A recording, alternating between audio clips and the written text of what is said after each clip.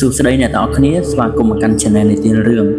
ថ្ងៃនេះខ្ញុំលើកយករឿងខ្មោចដើម្បីនិទានជូនបងប្អូនស្ដាប់ទាំងអស់គ្នាឥឡូវកុំឲ្យខាត់ពេលយូរតោះរីករាយស្ដាប់ទាំងអស់គ្នាដែលរឿងនេះមានចំណងជើងថាខ្មោចនៅរដូវត្រជាក់បានចូលមកដល់ខ្យល់បក់ផាត់មកពីខាងជើងធ្វើឲ្យអ្នកស្រុកភូមិនៅមាត់ទន្លេស្ទើរតែទ្រាំមិនបានថ្ងៃនេះនីសឿងដែលជាអ្នកនេសាទត្រីចំណាស់ម្នាក់កំពុងតែអុំទូកត្រឡប់ទៅផ្ទះវិញទាំងយប់ជ្រៅនៅម៉ោងប្រហែលជា11យប់ភាពស្ងប់ស្ងាត់ជ្រងំនៅលើផ្ទៃទឹកទន្លេបានធ្វើឲ្យសំឡេងអុំច្រវារបស់គាត់ឮសូររងំតែឯងនីសឿងត្រូវឆ្លងកាត់កោះជ្រៅមួយដែលអ្នកស្រុកតែងតែល្បីតគ្នាថាជាកន្លែងដែលមានខ្មោចលងខ្លាំងនៅកណ្ដាលកោះនោះមានដើមជ្រៃធំមួយដែលដើមរបស់វាខ្ពស់ត្រដែតប៉ុន្តែមិនមានអ្នកភូមិណាហ៊ានចូលទៅក្បែរនោះទេពេលដែលនីសឿងអុំទូកជិះចិត្តទៅដល់កោះនោះស្រាប់តែមានអារម្មណ៍ថាខ្យល់ត្រជាក់ខុសពីធម្មតាបានបក់មកប៉ះរាងកាយរបស់គាត់មិនមែនត្រជាក់បែបរដូវរងានោះទេតែភាពត្រជាក់នេះបែបជាធ្វើឲ្យគាត់ព្រីខ្ញាក់ទៅវិញនីសឿងព្យាយាមមិនអើពើហើយខំប្រឹងអុំទូកឲ្យលឿនជាងមុនប៉ុន្តែភ្លាមៗនោះភ្នែករបស់គាត់បានក្រឡេកមើលទៅដើមជ្រៃហើយគាត់ក៏ឃើញស្រមោលសរាងមនុស្សអង្គុយអោនក្បាលនៅលើដើមឈើនោះស្រមោលនោះហាក់ដូចជាកំពុងតែសម្លឹងមកកាន់គាត់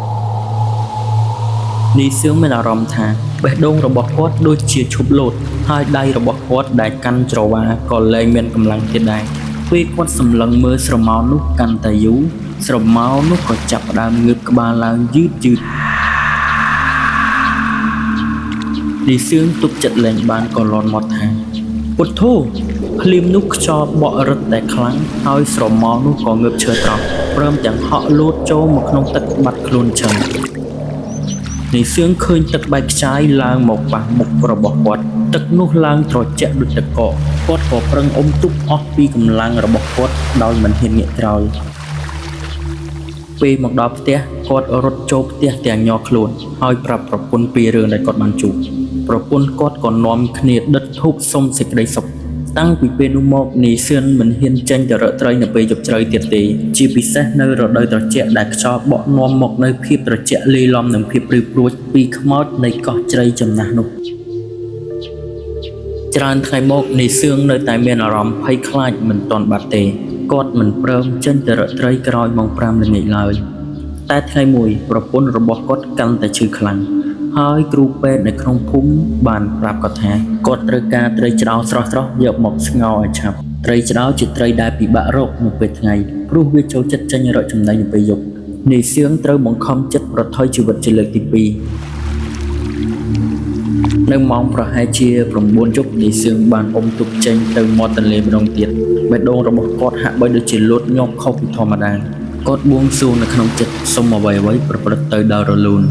ហើយគាត់ព្យាយាមអុំឲ្យបានឆ្ងាយពីកោះជ្រៃចំណាស់តាមដែលអ្វីដែលធ្វើបានពេលនោះខ្យល់រដូវត្រជាក់បានបក់មកប៉ះរាងកាយរបស់គាត់ម្ដងទៀតប៉ុន្តែពេលនេះវាហាក់ដូចជាមិនត្រឹមតែត្រជាក់នោះទេតែវាមានក្លិនឆ្អាបបែបស្លឹកឈើរលួយលាយឡំទៀតផងនីសឿងបានបោះអួនចូលក្នុងទឹកមិនឆ្ងាយពីកោះនោះប៉ុន្មានទេដោយសង្ឃឹមថាបានត្រីច្រោតាមអ្វីដែលត្រូវការនៅពេលដែលគាត់ទាញអួននោះឡើងមកវិញគាត់មានអារម្មណ៍ថាអួននោះធ្ងន់ខុសពីធម្មតាប្រហែលជាបានត្រីធំហើយគាត់គិតក្នុងចិត្តដោយភាពសប្បាយរីករាយតែពេលអួនឡើងផុតពីទឹកនីសឿងមិនឃើញមានត្រីឆ្ដោមមួយក្បាលណាឡើយផ្ទុយទៅវិញគាត់ឃើញសក់ខ្មៅវែងរញ៉េរញ៉ៃជាប់សំណាញ់អួនរបស់គាត់ភាពត្រជាក់ដំបងដែលគាត់មានបានរត់ចូលក្នុងខួរក្បាលគាត់ភ្លាមនីសឿងមិនហ៊ានប៉ះសក់នោះទេហើយគាត់គ្រាន់តែសម្លឹងមើលទៅក្នុងអួននោះភ្លាមនោះគាត់ឮសំឡេងខ្សឹបពីខាងក្រោមទូករបស់គាត់ត្រជាក់ណាស់សំឡេងនោះស្អកហើយធ្វើឲ្យគាត់ព្រឺសម្បល់ខ្លាំងនីសឿងមិនហ៊ានងាកក្រោយទេគាត់បានចាប់ច្រវាអុំទូកទៅមុខដោយលឿនបំផុតតែអ្វីដែលធ្វើឲ្យគាត់ភ័យខ្លាចជាងនេះទៅទៀតនោះគឺពេលដែលគាត់មើលទៅផ្ទៃទឹកទន្លេខាងមុខទឹកនោះនៅស្ងៀមឈឹងគ្មានរលកសូម្បីបន្តិចបើទោះបីជាទូករបស់គាត់អុំលឿនយ៉ាងណាក៏ដោយរំពេចនោះគាត់មានអារម្មណ៍ថាដៃដែលត្រជាក់ដូចជាទឹកកកបានចាប់ស្មាគាត់ពីក្រោយដៃនោះមានទម្ងន់ខ្លាំងហើយភាពត្រជាក់បានជ្រាបចូលក្នុងសាច់របស់គាត់យ៉ាងលឿន គាត់ស្រែកឡើងទាំងកម្រោហើយបានងាកទៅមើលគាត់ឃើញមុខស្ត្រីម្នាក់ដែលមានភាពស្លេកស្លាំងភ្នែកខ្មៅរុងដូចរុនជ្រៅហើយសក់សើមរបស់នាងបានហូរចុះពីក្បាលនាងបានសម្លឹងមកកាន់គាត់ដោយទុកមុខឈឺចាប់ហើយខ្សឹបម្ដងទៀតថាត្រជាក់ណាស់នាយសឿងទប់មិនចុះហើយក៏ដួលសន្លប់នៅក្នុងទូកនោះទៅពេលគាត់ភ្ញាក់ឡើងគាត់ឃើញខ្លួនឯងនៅលើច្រាំងទន្លេក្បែរផ្ទះជាមួយនឹងទូករបស់គាត់នៅក្នុងអួនរបស់គាត់មានត្រីឆ្ដោ 2-3 ក្បាលពេញល្អតែគ្មានសក់ខ្មៅនោះទេគាត់ដឹងថាគាត់បានជួយសង្គ្រោះជីវិតប្រពន្ធគាត់ហើយតែគាត់ក៏ដឹងដែរថាគាត់នឹងមិនហ៊ានទៅមាត់ទន្លេទេមិនថាពេលថ្ងៃឬក៏ពេលយប់ខ្មោចនៅរដូវត្រជាក់បានបន្សល់ទុកនៅភាពត្រជាក់នៅក្នុងបេះដូងរបស់គាត់ជារៀងរហូត